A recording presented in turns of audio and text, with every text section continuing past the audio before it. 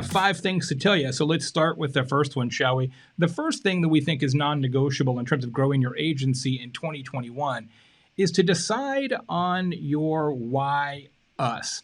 I mean, the reality is this: there is not really any set of agency services that you have to your own. No matter what you do, you've got competition that does fundamentally the same thing. So one of the most important things you can do is be crystal clear on what is it about your firm that makes you different, special, interesting, worthy of the client's time, attention, and money. And it's not your customer service, and it's probably not your proprietary process, which is not proprietary. You've got to have a story. My friend Tom Webster calls this the theory of the firm.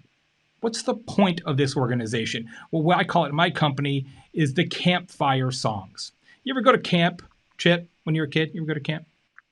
Of course. Yeah, you bet. And Loved they it. teach you songs around the campfire, right? And even now, if I said sing some of the songs that you learned as a boy, you could probably remember them because they tell you the same songs over and over. Works the same way in your agency. Figure out what the 3 to 5 kind of core stories are, rationales for the firm, and be able to repeat those over and over. Merchandise their stories on your homepage, your About Us page, in your blog posts, in your website navigation. But it's not just about reinforcing those stories on your digital properties that you own.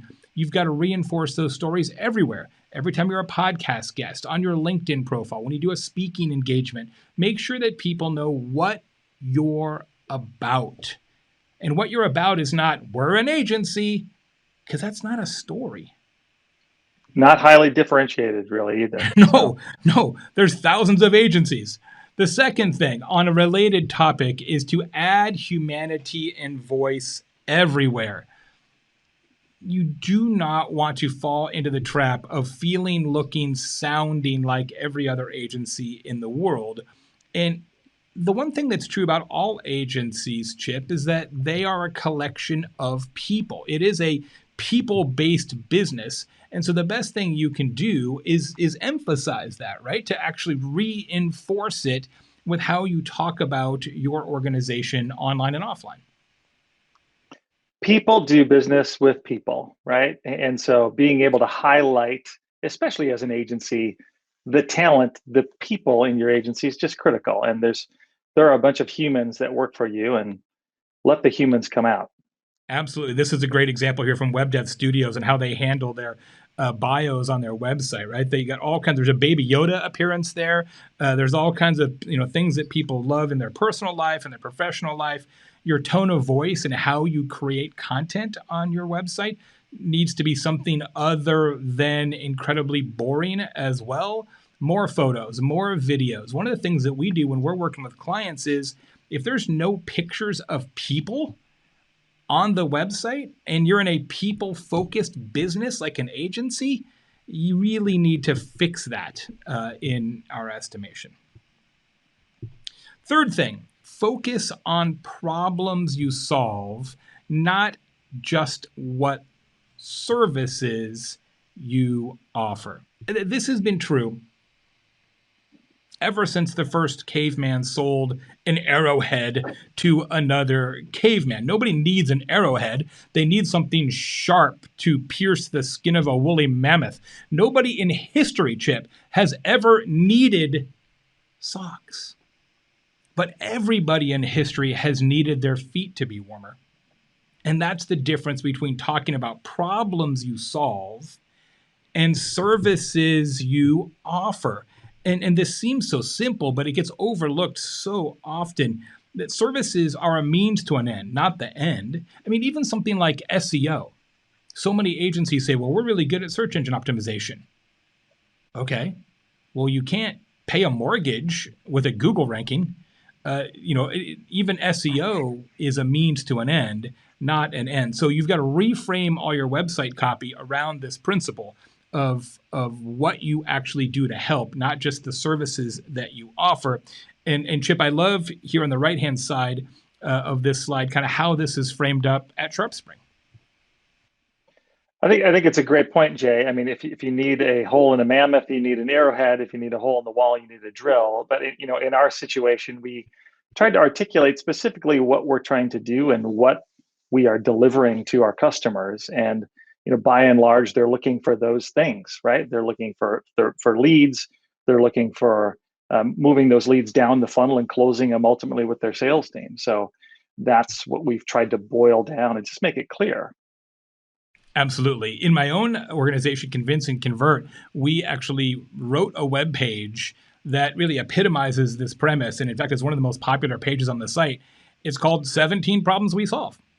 And it's the 17 problems that we solve for corporate clients. Like, it couldn't be more obvious than that. And it really does. It really does work.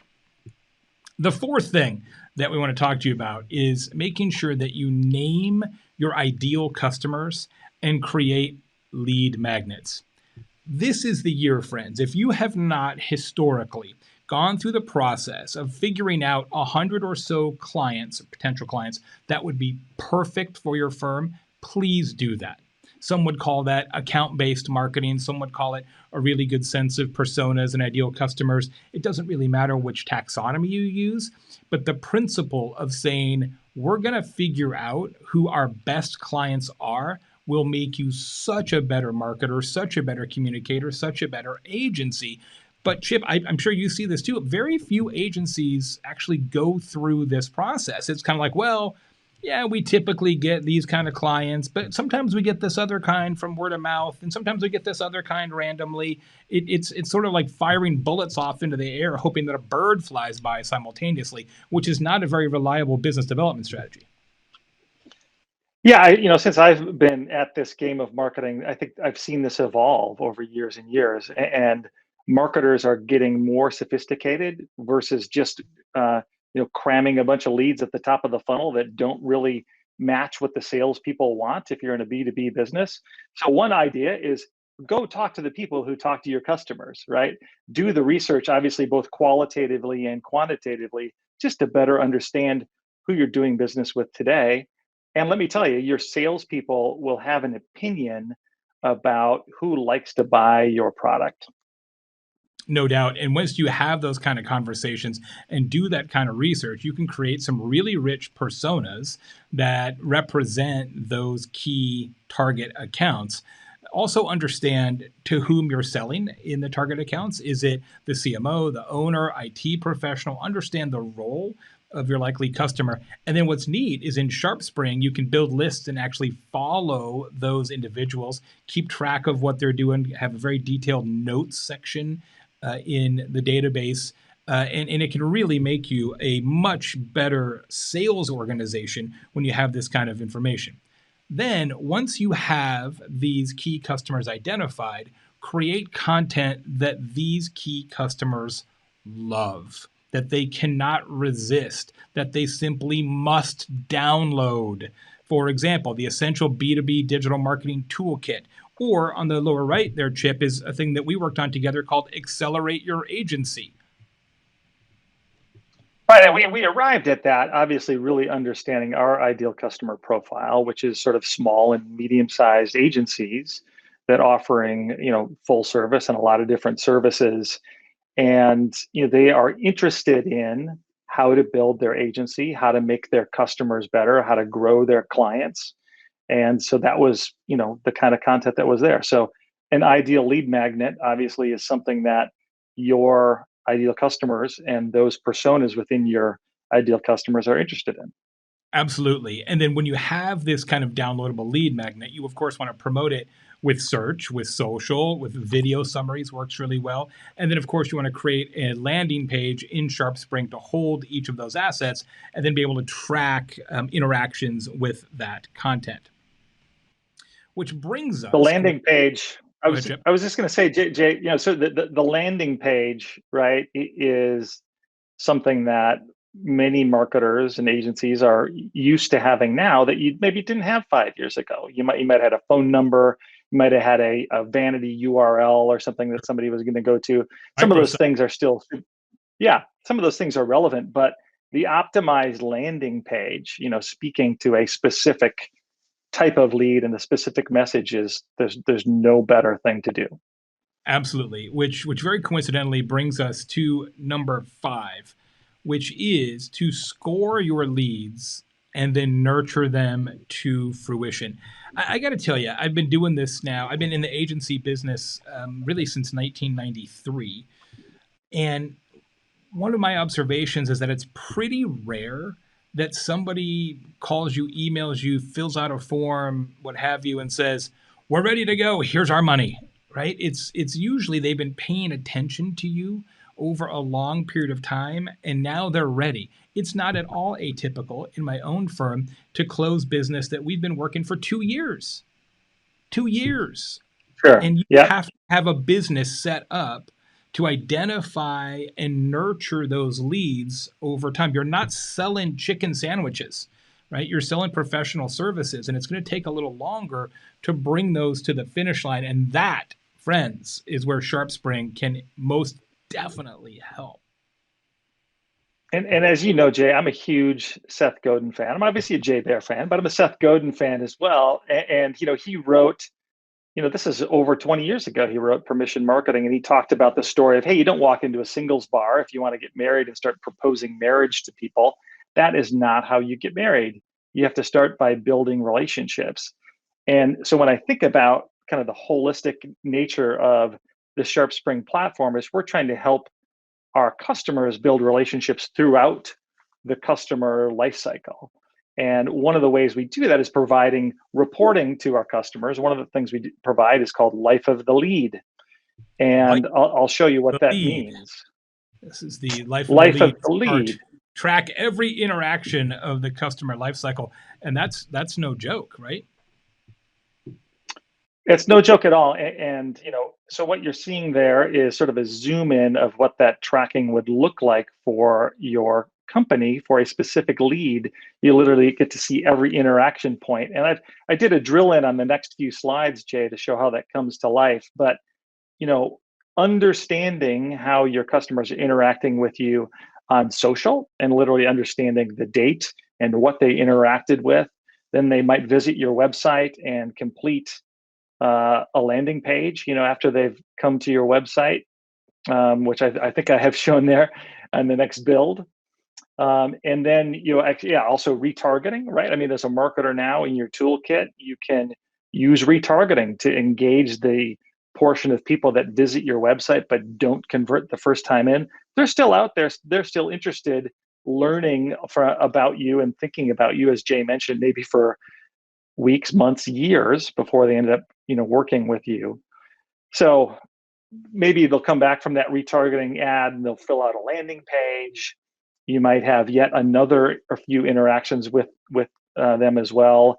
You can engage with them via a drip campaign. Many of our customers set these up in an automated fashion inside of our platform.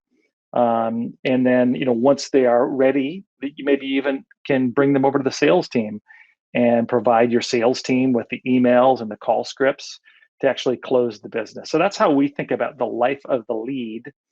One of the things that makes this really compelling using marketing automation and sales automation is lead scoring, Jay. And I know you're familiar with lead scoring.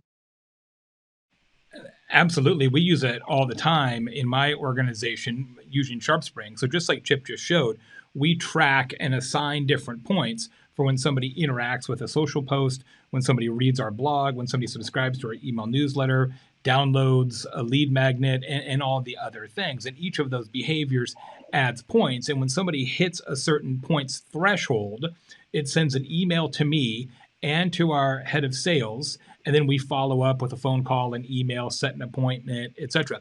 And what's really cool about that, as Chip showed a minute ago, it does track, once the visitor is de-anonymized, it does track what web pages they've been to. So what's really slick is when we have a sales conversation, we know for a fact whether or not that person has ever visited a services page, a pricing page, a case study page, if so, which case study. Talk about being able to have an intelligent sales conversation. You just look into the life of the lead and you can really move the sales conversation forward more quickly.